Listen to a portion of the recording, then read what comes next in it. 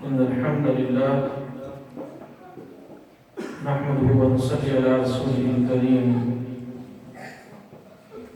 اللهم صل على محمد وعلى آل محمد كما صليت على إبراهيم وعلى آل إبراهيم إنك حميد مجيد اللهم بارك على محمد وعلى آل محمد كما باركت على إبراهيم وعلى آل إبراهيم إنك حميد مجيد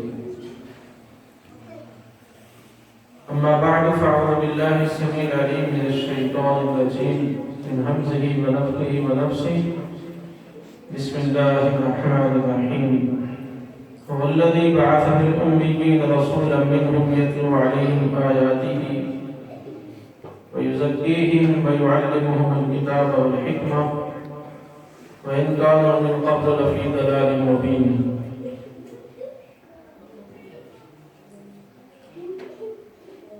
میں چونکہ آپ لوگوں کے علاقہ سے تعلق رکھتا ہوں میرا گاؤں سانپ پال ہے بچپن سے یہاں سے نکلا تو پھر واپس نہیں ہو سکا مجھے تو اس لیے نہ تو تعارف ہے نہ پہچان ہے اور نہ ہی کوئی ایسی حالات اور معاملات ہیں حتیٰ کہ مجھے میرے گاؤں کے لوگ بھی نہیں جانتے ہیں اور میں بھی بہت سارے لوگوں کو نہیں جانتا ہوں خوشی کی بات ہے اللہ تبارک و تعالیٰ نے یہاں پر توحید کا مرکز قائم کیا اور میرے لیے اس سے بھی بڑی خوشی کی بات یہ ہے کہ میرے گاؤں کے بھی چند لوگ یہاں پر موجود ہیں میں تو منڈی باؤدین شہر میں ہوتا ہوں یہ کلسر کے بچے بھی آپ کے میرے پاس پڑھتے ہیں اور وہ ایک ادارہ ہے وہاں پر تعلیم اور تدریس کا سلسلہ ہے جس کے ساتھ منسلک ہوں اللہ تعالیٰ ہم سب کو اخلاص دیں اللہ تعالیٰ ہم سب کو خیر پہ رکھیں دین حق کی اللہ تعالیٰ ہم کو فراست سے نوازیں اور دین اسلام کا فہم عطا فرمائیں کتاب و سنت کے مطابق اللہ تعالیٰ ہمیں جینے کی توفیق دے اور اسی پر ہمیں موت نصیب ہو آمین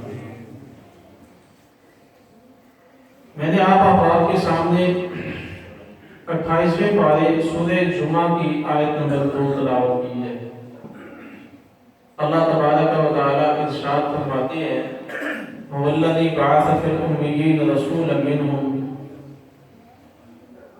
کہ اس ہستی نے امیین میں ان پڑھوں میں ایک رسول انہی میں سے مبعوث فرمایا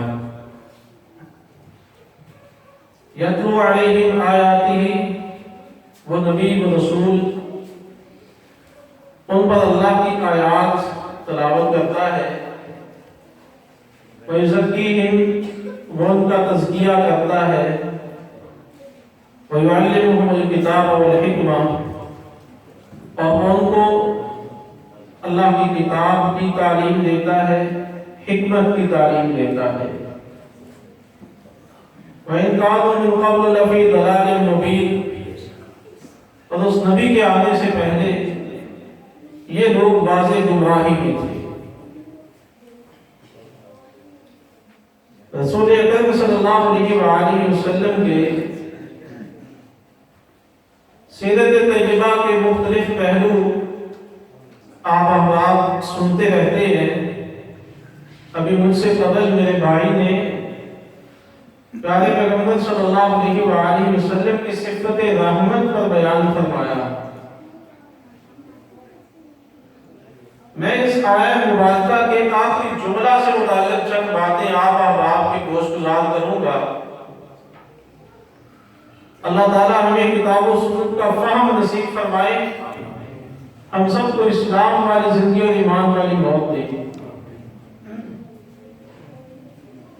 اس آیت کا آخری جملہ ہے وَإِنْ كَانُوا مِنْ قَبْلُ لَفِي ضَلَالٍ مُبِينٍ کہ محمد رسول اللہ صلی اللہ علیہ وآلہ وسلم کے آنے سے پہلے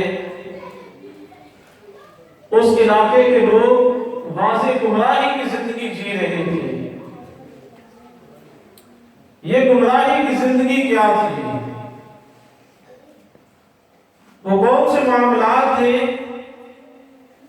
وہ کون سے ان کے اندر خرابیاں تھی جن کو اللہ تبارک و تعالی نے گمراہی قرار دیا ہے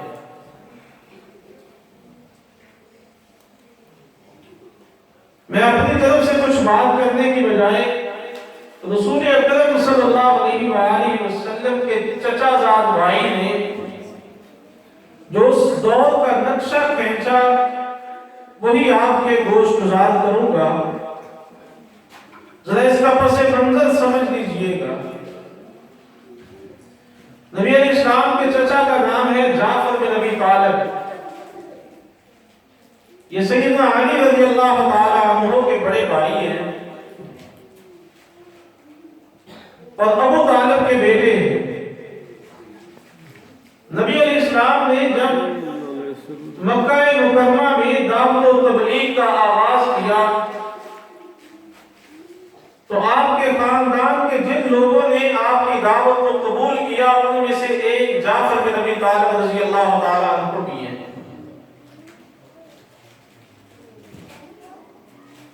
مکی دور کے اندر اسلام کو قبول کرنا پھر اس کا اظہار کرنا اہل مکہ کے لیے یہ سب سے بڑا جرم تھا کہ ایک آدمی مسلمان ہو جائے ان کی نظروں میں وہ سب سے بڑا مجرم قرار پاتا. نتیجہ تن وہ لوگ اس مسلمان کے ساتھ ہر وہ کام کرتے جس سے اس کو اذیت یا تکلیف پہنچا سکتے. اس مسلمان کو ترک کرنے کی آخری حد تک جاتے تھے. جب مسلمانوں کے لیے مکہ میں رہنا مشکل بنا دیا گیا تو نبی اکرم صلی اللہ علیہ وآلہ وسلم کی اجازت سے مکہ کے مسلمانوں نے حبشہ کے لیے ہجرت کی. ایک دفعہ تھوڑے مسلمان اور دوسری دفعہ زیادہ مسلمان ہجرت کرتے ہیں. یوں ان کی تعداد 100 کے لگ بھگ ہو جاتی ہے. مکہ والوں نے جب یہ دیکھا کہ حبشہ کے اندر مسلمان پرامن طریقے کے ساتھ اپنے معاملات زندگی گزار رہے ہیں, عبادات بھی کرتے ہیں, کاروبار بھی کرتے ہیں, شب و روز پرسکون گزار رہے ہیں, تو انہوں نے مسلمانوں کو وہاں سے نکالنے کے لیے اپنے علاقے میں ایک جرگہ منعقد کیا. اس بیٹھک کے اندر یہ طے پایا کہ ہم اپنے 2 بندوں کو سفیر بنا کر حبشہ کے نجاشی بادشاہ کے پاس بھیجیں گے, وہ اس سے گفتگو کریں گے اور جو مسلمان یہاں سے بھاگ کر وہاں پناہ لے چکے ہیں ان کو واپس لانے کا مطالبہ کیا جائے گا. مکہ والوں کی طرف سے 2 سفیر متعین ہوئے اور انہوں نے جا کر نجاشی کے ساتھ گفتگو کی کہ ہمارے علاقے کے کچھ بگوڑے وہ آپ کی سلطنت میں پناہ لے چکے, ہمارے عزیز رشتہ دار بے دین ہو چکے ہیں اور ہم ان کی حوالگی کا مطالبہ کرتے ہیں. یہ حبشہ کا بادشاہ جس کا نام اصحمہ تھا اور عام طور پہ ان کے بادشاہ کو نجاشی کہا جاتا تھا, بڑا زیرک سمجھدار آدمی تھا, اس کا مذہب عیسائی تھا. اس نے مکہ والوں کی گفتگو سننے کے بعد مسلمانوں کو علاقہ بدل نہیں کیا, اپنے وطن سے نکالا نہیں, بلکہ اس نے کہا کہ ہم مسلمانوں کا موقف بھی جانیں گے اور اگلے روز مسلمانوں کو اپنے دربار کی طرف کیا. یہ مکہ کے 2 سفیر بھی وہاں پر موجود ہیں.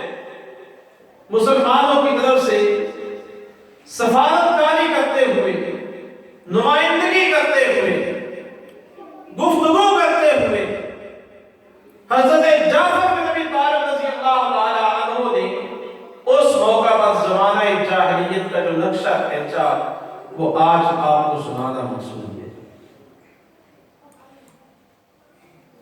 حضرت جعفر بن ابی طالب رضی اللہ تعالی عنہ نجاشی کو مخاطب کر کے کہتے ہیں کنا قوما اہل جاہلیت نعبد الاصنام, کہ ہم لوگ زمانہ جاہلیت کے رہنے والے ہمارے اندر کیا خرابیاں تھیں جن کو ہم نے دور کیا، ان کی اصلاح کی تو مکہ والے ہمارے دشمن بن گئے۔ سب سے پہلی خرابی یہ تھی کہ ہم لوگ بتوں کے پجاری تھے، ہم لوگ توحید سے آشنا نہیں تھے، اللہ کی معرفت، اللہ کا تعارف ہمیں حاصل نہیں تھا، ہم لوگ بت پرست تھے،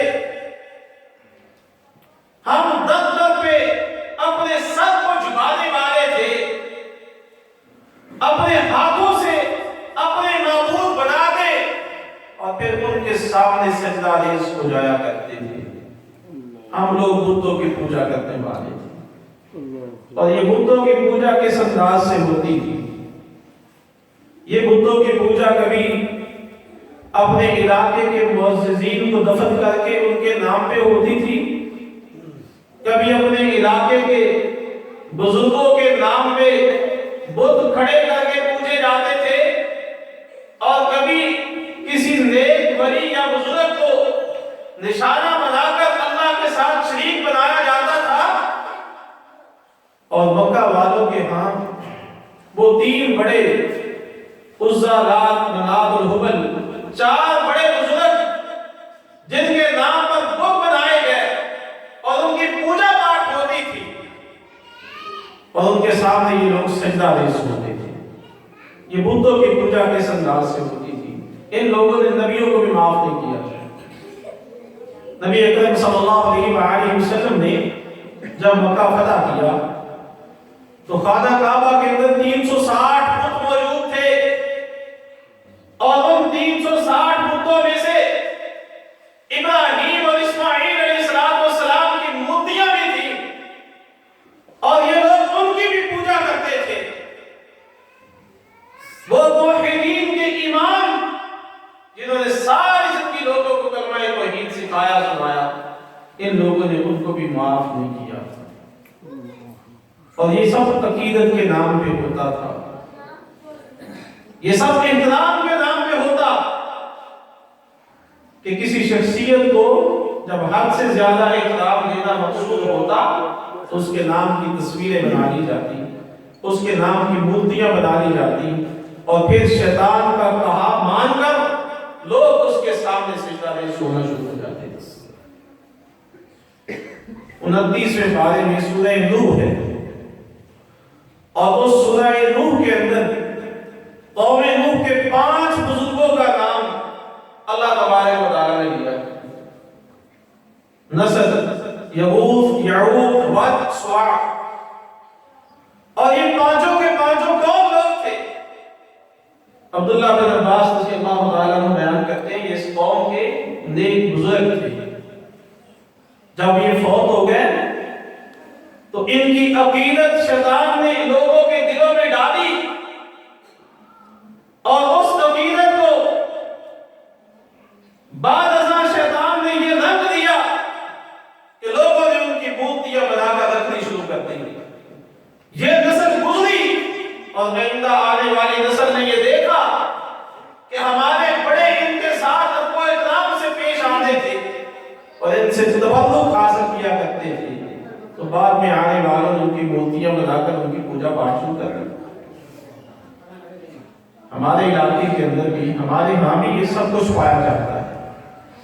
آپ نے بہت سارے ایسے فریم دیکھے ہوں گے کہ جو لوگوں نے دکانوں میں، مکانوں میں لگائے ہوئے ہیں، اور ان کے اوپر بہت سارے بزرگوں کی تصاویر موجود ہے۔ اب ان کی اصلیت ہے کہ نہیں ہے یہ تو بات کی بات ہے، لیکن لوگ ان کو برکت کے لیے اپنے مکانوں میں رکھتے ہیں، دکانوں میں رکھتے ہیں۔ ہمارے یہاں پر جن لوگوں کے مزاج بنتے ہیں، ان کے ماننے والے، ان کے مرید عقیدت کی بنیاد پہ ان کی قبروں کو پختہ کرتے ہیں، اس کے اوپر عمارت بناتے ہیں، پھر ان کو چونا گچ کر کے مزاج بنا کر بعد ازاں وہاں کیا کچھ ہوتا ہے آپ لوگ آئے روز اس کا مشاہدہ کرتے ہیں۔ اس لیے نبی اکرم صلی اللہ علیہ وآلہ وسلم نے اپنی آمد کے بعد شرک کے 4 دروازوں کو بھی بند کیا۔ ہر وہ راہ جہاں سے شرک کی بو آ سکتی تھی، رسول اکرم صلی اللہ علیہ سیدہ عائشہ صدیقہ رضی اللہ تعالیٰ عنہ فرماتی ہے نبی اکرم صلی اللہ علیہ وآلہ وسلم نے اپنی زندگی کے آخری ایام میں یہ بات کہی لعنت اللہ علی الیہود والنصارى اتخذوا قبور انبیائہم وصالحیہم مساجدا، اللہ کی لعنت ہو یہودی اور عیسائیوں پر کہ ان لوگوں نے اپنے نبیوں کی، اپنے نیک لوگوں کی قبروں کو سجدہ گاہ بنا دیا، پوجا پاٹ کے مرکز بنا دیے، وہاں کے لوگ جھکتے تھے، سجدے کرتے تھے اور ان کے سامنے عقیدت کے ساتھ کھڑے ہوتے تھے۔ رسول اکرم صلی اللہ علیہ وآلہ وسلم کے سامنے ایک صحابی نے یہ بات کہی تھی کہ میں ایک سفر میں تھا، میں نے اس علاقے کے لوگوں کو دیکھا کہ وہ اپنے راجا پر سجدہ کرتے ہیں، تو ہم تو آپ کے ساتھ جس قدر عقیدت، احترام اور محبت رکھتے ہیں، آپ ہمارے سجدوں کے حقدار ہیں۔ تو نبی علیہ السلام نے فرمایا تھا کہ یہ سجدہ اللہ کے علاوہ کسی کے لیے جائز نہیں، اگر جائز ہوتا تو میں ایک عورت کو حکم دیتا وہ اپنے خاوند کو سجدہ کرتا۔ رسول اکرم صلی اللہ علیہ وآلہ وسلم کی عقیدت، آپ کا ادب و احترام اور آپ کے ساتھ محبت کا جو رشتہ صحابہ کرام کا تھا، کائنات میں کسی کا کسی کے ساتھ نہیں ہے۔ لیکن انس بن مالک رضی اللہ تعالیٰ عنہ بیان کرتے ہیں کہ نبی اکرم صلی اللہ علیہ وسلم تشریف لاتے اور ہم لوگ آپ کی آمد پہ کھڑے نہیں ہوتے تھے، اس لیے کہ نبی علیہ السلام اس کھڑے ہونے کو پسند نہیں کرتے تھے۔ یہاں سے خرابی پیدا ہوتی ہے کہ میں یہ بات پسند کروں کہ میری آمد پہ آپ لوگ اٹھیں، آپ لوگ کھڑے ہو جائیں، تو پھر میرے اندر کا شیطان جاگے گا اور مجھ سے اور بھی بہت سی توقعات وابستہ کرے گا۔ صحابہ کرام محمد رسول اللہ صلی اللہ علیہ وآلہ وسلم کے ساتھ اتنا ادب و احترام کرتے، اتنی عقیدت کرتے، اتنی محبت اور پیار کرتے تھے کہ کائنات مثال پیش کرنے سے قاصر ہے کہ ابو سفیان رضی اللہ تعالیٰ عنہ نے ایک دفعہ اس محبت اور پیار کا نقشہ اپنے الفاظ میں یوں کھینچا، ما رأيت أحدا يحب أحدا كحب أصحاب محمد صلی اللہ علیہ وسلم، کہ میں نے بادشاہوں کے درباروں کی زیادتی کی ہے، لیکن جو محبت اصحاب محمد کو محمد سے ہے، کائنات میں کسی کو کسی سے نہیں ہے صلی اللہ علیہ وسلم۔ عروہ بن مسعود ثقفی مکہ والوں کے سفیر بن کے آئے تھے اور حدیبیہ کے میدان میں انہوں نے جو نظارہ کیا وہ مکہ والوں کو جا کر بیان کرتے ہیں، تو کہتے ہیں کہ محمد صلی اللہ علیہ وسلم وضو کرتے ہیں تو آپ کے ساتھی آپ کے وضو کے قطروں کو زمین پہ نہیں گرنے دیتے ہیں، آپ بات کرتے ہیں تو ایسے سر جھکائے بیٹھے ہوتے ہیں گویا ان کے سروں کے اوپر پرندے ہیں کہ حرکت دیں گے تو وہ پرندے اڑ جائیں گے۔ یہ نبی کی مجلس کا نقشہ ہوتا ہے، لیکن اس کے باوجود انس بن مالک کہتے ہیں کہ اصحاب رسول صلی اللہ علیہ وسلم کے نزدیک نبی علیہ السلام سے بڑھ کر کوئی شخصیت قابل احترام نہ تھا، لیکن آپ کے آنے میں کھڑے نہیں ہوتے تھے کیونکہ اللہ کے رسول صلی اللہ علیہ وسلم اس کھڑے ہونے کو پسند نہیں کرتے تھے۔ میرے علاقے کے پیروں کو دیکھ لیجئے گا، آپ ان کے ہاں جائیں، وہ آپ کے ہاں آئیں، وہ آپ سے کیا چاہتے ہیں؟ یہی تقاضا، یہی مطالبہ ہے اور یہی سے خرابیاں شروع ہوتی ہیں۔ نبی اکرم صلی اللہ علیہ وسلم کے سامنے اگر کوئی جملہ بولا گیا جس جملے سے یہ شبہ پیدا ہو سکتا تھا کہ کل کو عقیدے کی خرابی ہوگی، اللہ کے رسول نے اس جملے کو بھی برداشت نہیں کیا۔ اس حدیث کو امام نسائی عمل الیوم واللیلہ ان کی کتاب ہے اس میں بیان کرتے ہیں ایک دفعہ رسول اکرم صلی اللہ علیہ وسلم کے سامنے بات کرتے کرتے ایک صحابی کہتے ہیں ماشاء اللہ و شیطا، اے اللہ کے رسول، جیسے آپ چاہیں، جیسے اللہ چاہے ویسے ہوگا۔ ہم بھی کہتے ہیں نا اللہ رسول کے حوالے، اللہ نبی وارث، اس طرح کے جملے ہم بھی بولتے ہیں، تو صحابی نے بھی یہی جملہ بول دیا۔ اس نے کہا جیسے اللہ چاہے، جیسے آپ چاہیں۔ رسول اکرم صلی اللہ علیہ وسلم خاموش نہیں ہوئے۔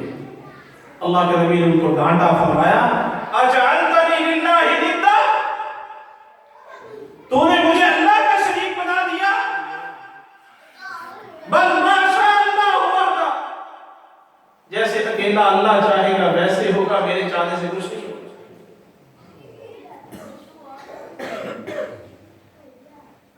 احد کا میدان ہے، اللہ کی توحید کی بات آئے، نبی اکرم صلی اللہ علیہ وسلم خاموش نہیں رہتے تھے۔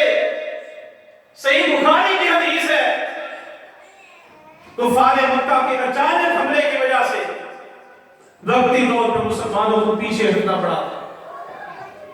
رسول اکرم صلی اللہ علیہ وآلہ وسلم احد کی چوٹی پہ تشریف لے گئے، اور آپ کے ساتھ صحابہ کرام رضوان اللہ علیہم اجمعین بھی موجود ہیں۔ بات غور سے سنیے گا۔ ابو سفیان رضی اللہ تعالیٰ عنہ کفار مکہ کے قائد تھے، اور یہ نیچے کھڑے ان کے سنگی ساتھی مسلمانوں سے پوچھتے ہیں کہ حل فیکم محمد صلی اللہ علیہ وسلم، کہ آج ہم نے بہت سے مسلمانوں کو شہید کیا ہے، کیا تمہارے اندر محمد صلی اللہ علیہ وسلم موجود ہے؟ صحابہ کرام جواب دینے لگے اللہ کے رسول نے منع کر دیا۔ اب مشرکین مکہ دوسرا سوال کرتے ہیں، حل فیکم ابا بکر، کیا تمہارے اندر ابو بکر موجود ہے؟ نبی علیہ السلام نے پھر صحابہ کرام کو جواب دینے سے منع کر دیا۔ انہوں نے تیسرا سوال یہ کیا کہ کیا تمہارے اندر عمر موجود ہے؟ نبی علیہ السلام نے پھر جواب دینے سے منع کر دیا۔ اور وہ یہ سمجھ بیٹھے کہ محمد رسول اللہ صلی اللہ علیہ وسلم بھی شہید ہو گئے، ابو بکر بھی شہید ہو گئے، اور عمر بھی شہید ہو گئے، اب ہماری بات بن گئی ہے۔ تو وہ نعرہ لگاتے ہیں، بات کرتے ہیں، اعلو حبل، کہ آج حبل کا نام بلند ہو گیا ہے، حبل کو مارنے والے کامیاب ہو گئے ہیں۔ نبی علیہ السلام نے صحابہ کرام سے کہا ان کو جواب دو کہ اگر مشرکین اپنے معبودان باطلہ کا نعرہ مارے تو ان کے مقابلے میں اللہ کی توحید کو بیان کرنا فرض ہو جاتا ہے۔ ان لوگوں اللہ تعالی وجل کہ آج حبل بلند نہیں ہوا، صدا کریے اللہ بلند و بالا ہے۔ انہوں نے پھر کہا لنا عزا ولا عزا لکم، ہمارا عزا تھا، آج ہم کامیاب ہیں، اور تم کسی عزا کو نہیں مانتے تھے، اس لیے آج تم لوگ شکست کھا گئے۔ نبی علیہ السلام نے فرمایا ان کو جواب دو اللہ مولانا بلا مولانا، ہمارا مولا اللہ ہے، اور وہ اللہ تمہارا مولا نہیں ہے، ہم اللہ کو مولا کہنے والے ہیں۔ تو محمد رسول اللہ صلی اللہ علیہ وسلم اللہ کی توحید کے معاملے میں، رب کی عبادت کے معاملے میں بالکل کمپرومائز نہیں کرتے تھے۔ اور ایک مسلمان کی غیرت اللہ کے معاملے میں اسی طرح کی ہونی چاہیے۔ مسلمان اللہ کے معاملے میں غیرت مند ہوتا ہے، اور جس کو اللہ کے معاملے میں غیرت حاصل نہیں ہے اس کو جینے کا حق حاصل نہیں ہے۔ تو جعفر بن ابی طالب کہتے ہیں ہم لوگ بتوں کے پجاری تھے، محمد رسول اللہ صلی اللہ علیہ وسلم نے ہمیں وہاں سے اٹھا کر ایک اللہ کے سامنے بٹھا دیا، تو یہ مکہ والوں کو تکلیف ہو گئی۔ یہ زمانہ جاہلیت کی جہالت تھی جس کے نقشے کو اللہ کے رسول نے بدلا تھا، اور اس کے لیے نبی علیہ السلام نے مارے کھائی، اللہ کے نبی نوجوان ہوئے، آپ کے دندان مبارک شہید ہوئے، اور یہ محض اللہ کی توحید کی خاطر۔ نبی السلام کی زندگی کا سب سے مشکل دن کون سا دن تھا؟ وہ دن کہ جب آپ طائف والوں کو دعوت دیتے گئے. سیدہ عائشہ کہتی ہیں میں سمجھتی تھی کہ شاید احد کا دن آپ کی زندگی کا مشکل ترین دن ہے. ایک دن میں نے پوچھا اللہ کے رسول کیا اس دن سے بڑھ کر بھی مشکل دن آپ کی زندگی میں آیا؟ نبی علیہ السلام نے فرمایا عائشہ ہاں وہ دن جو طائف کا دن تھا، وہ دعوت کا میدان تھا، اور دعوت کا میدان آسان نہیں ہے، اس کی بڑی مشکلات ہوتی ہیں، مسائل، تکالیف اور پریشانیاں ہوتی ہیں. تو رسول اکرم صلی اللہ علیہ وسلم نے اپنی قوم کو بتوں سے اٹھا کے ایک اللہ کے سامنے دکھا دیا. دوسری بات جو حضرت جعفر بن ابی طالب رضی اللہ عنہ نے کی، اب یہ اگلی باتیں میری اور آپ کی اسلام کے لیے ہیں، ان کا تعلق اسلامی معاشرہ سے ہے. جعفر کہتے ہیں وَنَأْكُلُ الْمَيْتَةَ، ہم لوگ مردار کھاتے تھے کہ ہمیں حلال اور حرام کی تمیز نہیں تھی، حلت اور حرمت کی پہچان نہیں تھی. ہم لوگ مردار کھاتے تھے، حلال نہیں کھاتے تھے. نَأْكُلُ الْمَيْتَةَ، ہم مردار کھا جایا کرتے تھے. رسول اکرم صلی اللہ علیہ وآلہ وسلم نے ان کو حلال اور حرام کی تمیز سکھائی ہے. آج بھی بہت سارے لوگ ہیں کہ جو مردار کھاتے ہیں، حرام کھاتے ہیں، اور حرام اور مردار پر اس قدر وہ ریچھ چکے ہیں، اس قدر وہ ریشم اسرائیل کر چکا ہے کہ اس کے بغیر ان کا گزارا نہیں ہوتا ہے. میں چند ایک چھوٹی چھوٹی مثالیں آپ کو سناتا ہوں. آپ کسی پٹواری سے فرد لینے جائیں، وہ آپ سے کتنی فیس لیتا ہے؟ 1000 روپے سے کم نہیں لے گا. جی سرکاری فیس کتنی ہے؟ 100 روپیہ بھی نہیں ہے. یہ اوپر جو 900 لیتا ہے وہ کس کام کے لیتے ہیں؟ اس کے لیے حلال ہے؟ اس کے لیے جائز ہے لینا؟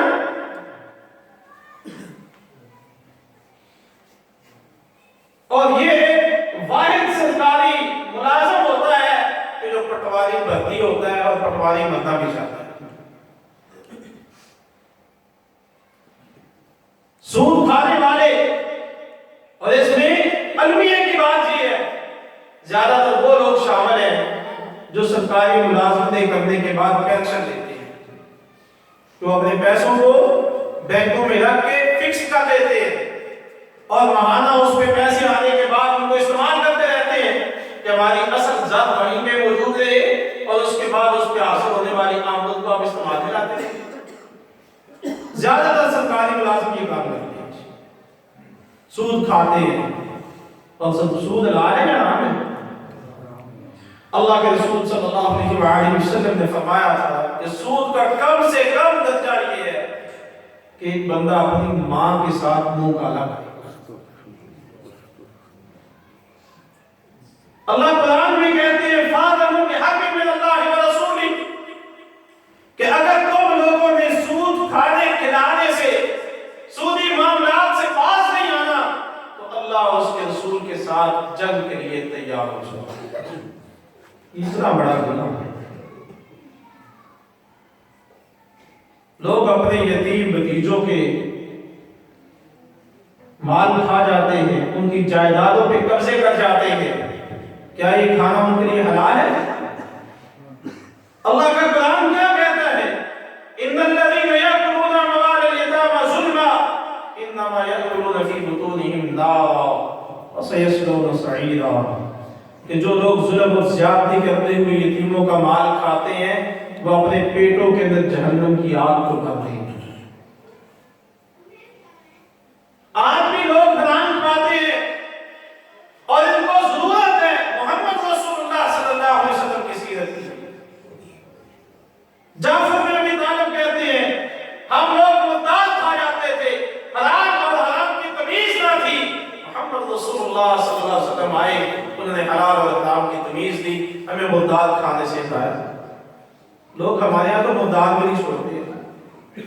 لوگ کھلاتے ہیں لوگوں کو مردار. آپ نے کتنے اخباروں میں ایسے خبریں پڑھی ہوں گی, سوشل میڈیا پہ بیانات سنے ہوں گے کہ ایک بندہ اس کا ہوٹل ہے یا کوئی بندہ میرج ہال چلاتا ہے اور وہ مردہ مرغیوں کو لوگوں کے لیے پکا کر تقسیم کرنا ہے, استعمال میں لانا ہے. اور کتنے ہی ایسے مواقع آئے, ایسے سینٹر سے ایسی چیزیں برآمد کی گئی اور پکڑی گئی. یہ کون کھلانے والے ہیں؟ وہ جو اپنے آپ کو مسلمان کہلاتے ہیں, جو خود کو نبی کے امتی کہلاتے ہیں, وہ حلال اور حرام کی تمیز کھو چکے ہیں. جعفر بن ابی طالب کہتے ہیں ہماری یہی حالت تھی کہ اللہ نے محمد رسول اللہ صلی اللہ علیہ وسلم کو بھیجا اور انہوں نے ہمیں یہ تعارف کروایا.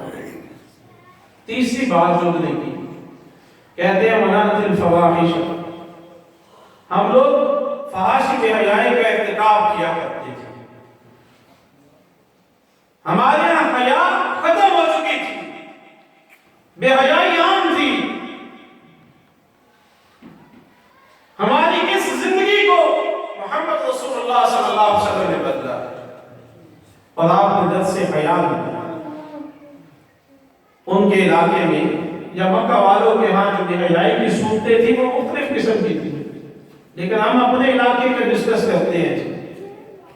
ہمارے یہاں بہت ساری ایسی صورتیں موجود ہیں کہ جن کو ہم لوگ آج کل کی اس دور میں غلط بھی نہیں کہتے اور نہ اپنے اندر کہنے کی جرأت پاتے. اس کی ایک مثال میں آپ کی گوش گزار کیے دیتا ہوں. شادی بیاہ کے موقع پر میرے اس علاقے میں رواج ہے کہ لوگ فلمیں بنواتے ہیں, مووی بنواتے ہیں. یہ مووی بنانے والا کہاں سے آتا ہے؟ کہاں سے آتا ہے؟ بازار سے آتا ہے, اڑوال اڈے سے آئے گا, کہیں اور سے آ جائے گا. اور یہ آ کر کس کی مووی بنائے گا؟ میرے گھر میں شادی ہے, میں اس کو بازار سے لے کے آیا ہوں مووی بنانے کے لیے, اور میں نے اس کو اپنے گھر میں داخلہ دیا اور میں نے اس کو کھل کر کھیلنے کے لیے میدان بھی دیا کہ جس کی چاہتا ہے, جس کا چاہتا ہے, جتنی چاہتا ہے بناتا ہے. اور وہ میرے گھر میں کس کس کی بناتا ہے؟ میری ماں کی بنائے گا نا, میری بیٹی کی بنائے گا, میری بہن کی بنائے گا, میرے گھر میں آنے والی بہو کی بنائے گا, میری بھتیجیوں اور بھانجیوں کی مووی بنائے گا, اور کتنی کتنی بنائے گا, کس کس سے پوچھ کے بنائے گا. کیا اس کو کوئی روکتا ہے؟ کوئی اس کو ٹوکتا ہے؟ کوئی اس کے کام میں رکاوٹ کھڑی کرتا ہے؟ وہ میرا کیا لگتا ہے؟ میرا اس سے کوئی تعلق نہیں ہے, کوئی رشتہ داری نہیں ہے. میرے گھر میں آیا ہے, میں خود لے کے آیا ہوں, اور میں اس سے اپنی بہنوں کی, اپنی بیٹیوں کی, اپنی بھتیجیوں کی, اپنی بھانجیوں کی, اپنے گھر میں آنے والی بہو کی مووی بنواتا ہوں. اور یہ 2 دن ہمارے یہاں سٹے کرتا ہے, رہتا ہے. ہم اس کو کھانا بھی دیتے ہیں, ہم اس کو بستر بھی دیتے ہیں, اس کی ضروریات کا خیال بھی کرتے ہیں, اور جاتے ہوئے اس کو اس کام کا معاوضہ بھی دیتے ہیں. دیتے ہیں کہ نہیں دیتے؟ اور اس کا شکریہ بھی ادا کرتے ہیں. کس بات کا معاوضہ, کس بات کا شکریہ؟ کہ تو آیا میرے گھر میں اور میری بہنوں کو دیکھا, آیا میرے گھر میں میری بیٹیوں کو دیکھا, میری بھانجیوں اور بھتیجیوں کو دیکھا, اور ان کی فلمیں بنائی, ان کی تصویریں کھینچی. میں اس بات کا تیرا شکریہ بھی ادا کرتا ہوں, تجھے پیسے بھی دیتا ہوں. غیرت مر چکی ہے, حیا کا جنازہ نکل جاتا ہے, نہ گھر کا سربراہ روکتا ہے, نہ جوان بھائی کے اندر اتنی غیرت ہوتی ہے کہ اس کو ٹوکے اور اس کو گھر سے باہر نکالے. سارے ہنسی خوشی اس کھیل کا حصہ ہوتے ہیں, اور ہم خود میں اپنے آپ کو معاشرے کے اندر بڑا غیرت مند بھی ہیں اور حیا بھی سمجھتے ہیں، لیکن جہاں حیا کا جنازہ نکل جاتا ہے اس لیے نکل جاتا ہے کہ ہمارے پاس محمد رسول اللہ صلی اللہ علیہ وسلم کی سیرت کے نقوش موجود ہیں۔ اگر ہم نے نبی کی سیرت کو پڑھا ہوتا تو وہ فحاشی کی حیائی جو عرب کے معاشرے میں موجود تھی، اگر وہاں سے اس کا خاتمہ ہو سکتا ہے تو میرے اور آپ کے اندر سے بھی اس کی جڑیں ختم ہو جائیں۔ تو جعفر بن ابی طالب کہتے ہیں ہم لوگ فحاشی کے مرتکب تھے، فحاشی کی حیائی کرتے تھے، ہر دور میں فحاشی کی مختلف تعریفیں رہی، اس کی مختلف شکلیں رہی، اس کی مختلف صورتیں رہی۔ میرے دور کے اندر جو صورتیں ہیں ان میں سے ایک میں نے آپ کی گوش گزار کی ہے۔ کیا یہ حیا والا معاملہ ہوتا ہے؟ یہ حیائی ہے کہ نہیں ہے؟ اس میں حیائی کا خاتمہ سیرت طیبہ سے ممکن ہے، اس کے علاوہ ممکن نہیں ہے۔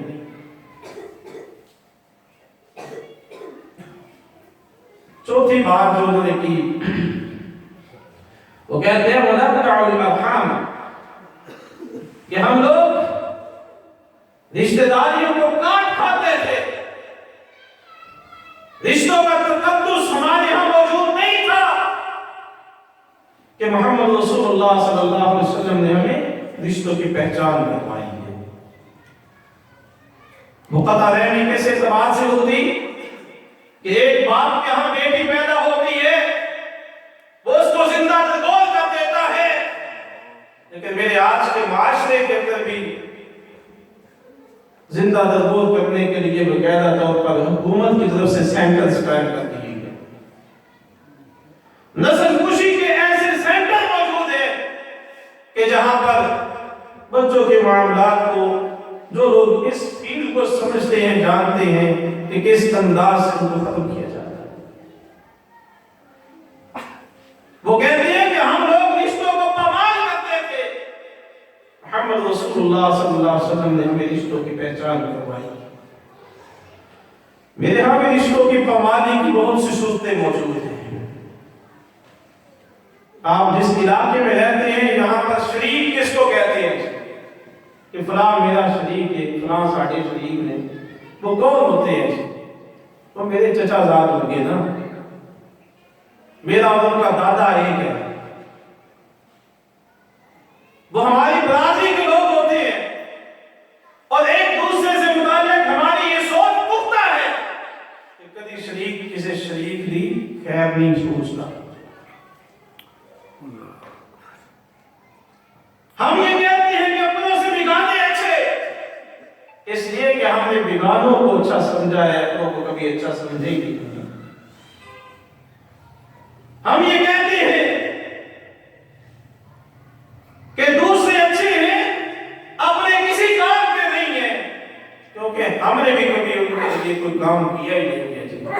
ہم بھی ان کو دبانے کی کوشش کرتے ہیں، ہم بھی ان کو کھٹے لگانے کی کوشش کرتے ہیں، ہم بھی ایک سائڈ پہ کرنے کی کوشش کرتے ہیں تاکہ یہ کہیں معاشرے میں اپنا مقام نہ پیدا کر۔ ہماری عدالتوں کے اندر، ہمارے تھانوں اور کچہریوں کے اندر لڑائیوں کے جتنے بھی کیسز ہیں، اختلافات یا معاملات کے جتنے بھی روڑے ربے ہیں، وہ ہر بندہ و بشر کے کس کے ساتھ ہے؟ اپنے بھائیوں کے ساتھ ہے، اپنے رشتہ داروں کے ساتھ ہے، اپنے خونی تعلق داروں کے ساتھ ہے، ان کے ساتھ ہے جن کو ہم اپنا شریک کہتے ہیں۔ اس سوچ کو ختم کیا جائے گا تو کیسے؟ سیرت طیبہ صلی اللہ علیہ وآلہ وسلم۔ مکہ والے بھی انہی سوچوں کے حامل تھے، وہ رشتوں کی پہچان کھو چکے تھے۔ محمد رسول اللہ صلی اللہ علیہ وسلم نے آ کر بتایا کہ بندے کی خالہ اس کی ماں کے قائم مقام ہوتی ہے۔ محمد رسول اللہ صلی اللہ علیہ وسلم نے آ کر بتایا کہ بندے کا چچا اس کی باپ کی جگہ ہے، آپ کا باپ نہیں ہے تو آپ کا چچا آپ کا باپ ہے۔ جب یہ تعارف، یہ سوچ میرے اور آپ کے اندر ہوگی تو تو پھر ہم اپنے چچا زاد کو اپنا شریک نہیں دیں گے، ہم اپنی برادری والوں کو اپنے شریک نہیں سمجھیں گے اور ان کے ساتھ خیر کا معاملہ کریں گے، کبھی ان کے بارے میں برا نہیں سوچیں گے۔ پانچویں بات جو حضرت جعفر بن ابی طالب رضی اللہ تعالیٰ عنہ نے کی وہ یہ تھی وَنُسِيءُ الْجِوَارِ، ہم لوگ ہمسایوں کے ساتھ بڑے برے تھے۔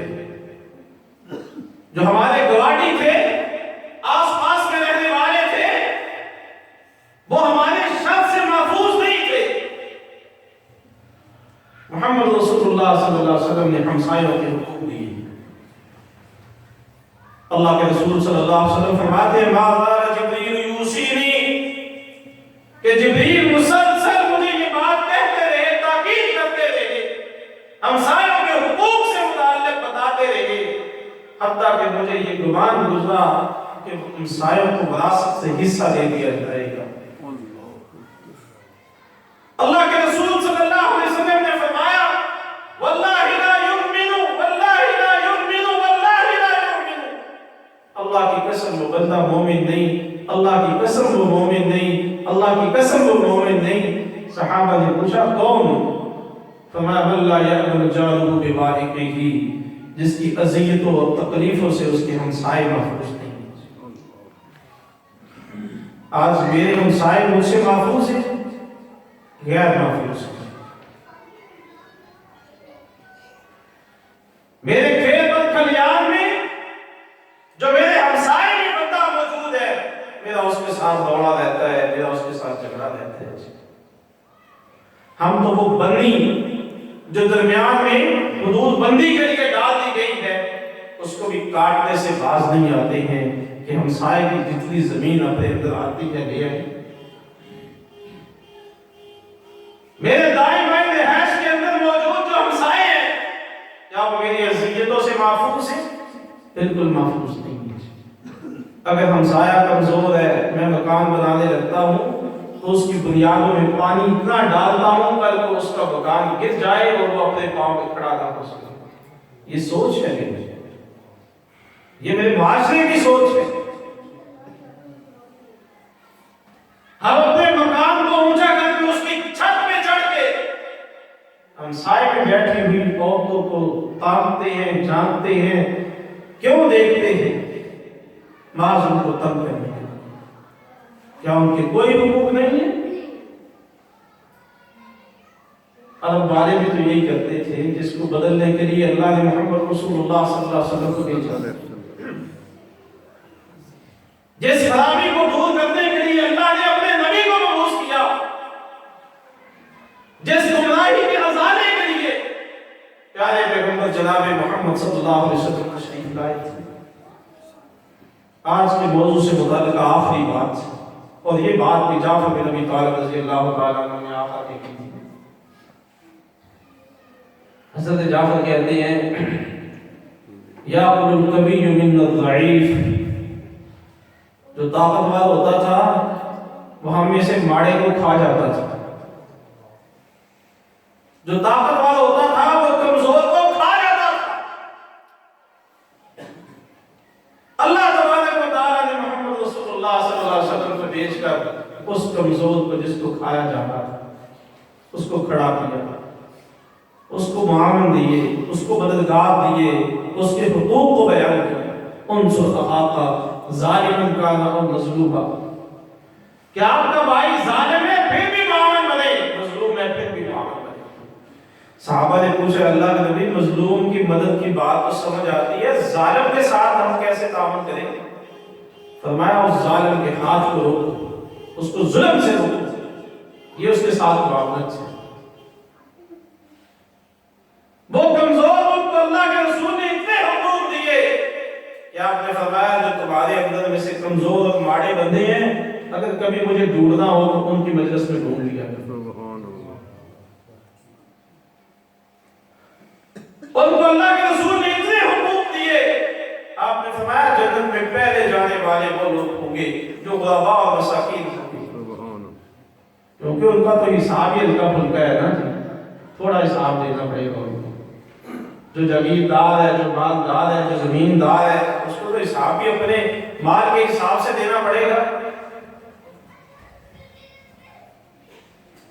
तो जाफर बिन अबी तालिब रज़ियल्लाहु ताला अन्हु कहते हैं कि ताकतवर कमजोर को खा जाता था, तो अल्लाह तबारक व तआला ने मोहम्मद रसूलुल्लाह सल्लल्लाहु अलैहि वसल्लम को भेजा। यहाँ भी जो माड़ा होता है उसको लोग और दबाते हैं, जो कमजोर होते हैं लोग उसमें और बोझ डालते हैं और उसकी सांसें तक छीन कर खुश होते हैं। लोग अपने ताल्लुकात, अपना पैसा, अपनी बिरादरी के घुमांड में माड़ों का जीना हराम कर देते हैं, कमजोर की एक नहीं चलने देते हैं और फिर उसकी कमजोरी पे तालियां बजाते हैं, हंसते हैं, कहके लगाते हैं। पर अपने ताल्लुकात का बड़ा मान होता है और ये मान, ये कमजोरियां सिर्फ खानदानों में, बरादरियों के अंदर नहीं, अपने घर के अंदर भी जो कमजोर है हम तो उसको भी माफ नहीं करते हैं। मिसाल के तौर पर भाइयों के मुकाबले में बहनें कमजोर है कि नहीं ऐसे जी? और हम बहनों के साथ ज्यादती क्या करते हैं? उनका हक मारते हैं, उनको जायदाद से हिस्सा नहीं देते हैं, क्योंकि हमारे अंदर ताकत है, हम घरवाली हैं और वो यहां से रुखसत हो चुकी है। हम ये कहते हैं तो वो जाते हुए चीज ले गई थी, उनका जो इस घर में हिस्सा था हमने वो उस वक्त दे दिया था, जायदाद से उनका हिस्सा था।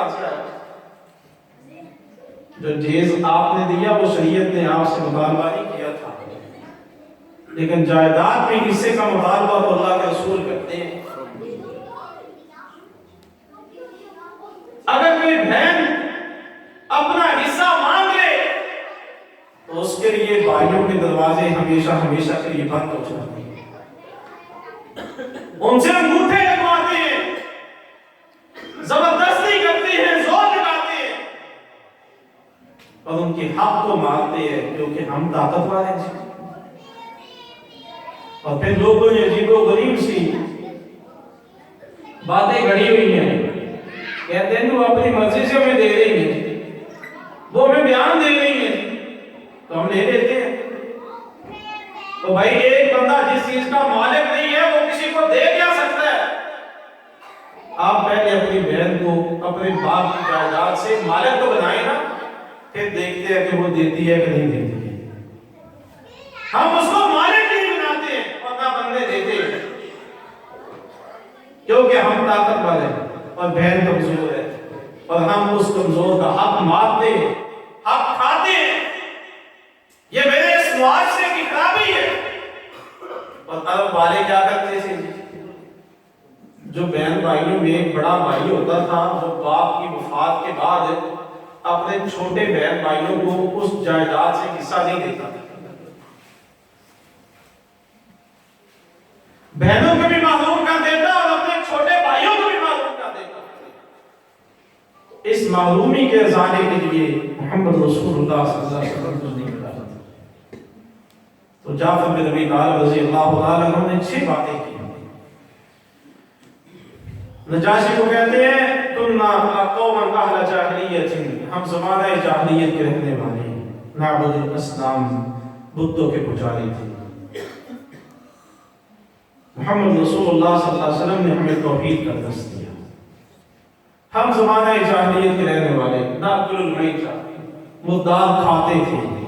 मोहम्मद रसूलुल्लाह सल्लल्लाहु अलैहि वसल्लम ने हमें हलाल और हराम की तमीज सिखाई। तीसरी बात कहते हैं मनातिल फवाहिशा, हम लोग फहाशी जरियाए के इर्तिकाब करते थे। मोहम्मद रसूलुल्लाह सल्लल्लाहु अलैहि वसल्लम ने हमें दिल से हया दिया। चौथी बात मनक़्तउल अरहाम, हम रिश्तों की पामाली करते थे। मोहम्मद रसूलुल्लाह सल्लल्लाहु अलैहि वसल्लम ने हमें रिश्तों की पहचान करवाई। पांचवी बात, हम हमसायों के साथ बड़े बुरे थे, अल्लाह के रसूल ने उनके हुकूक मुतय्यन फरमाए।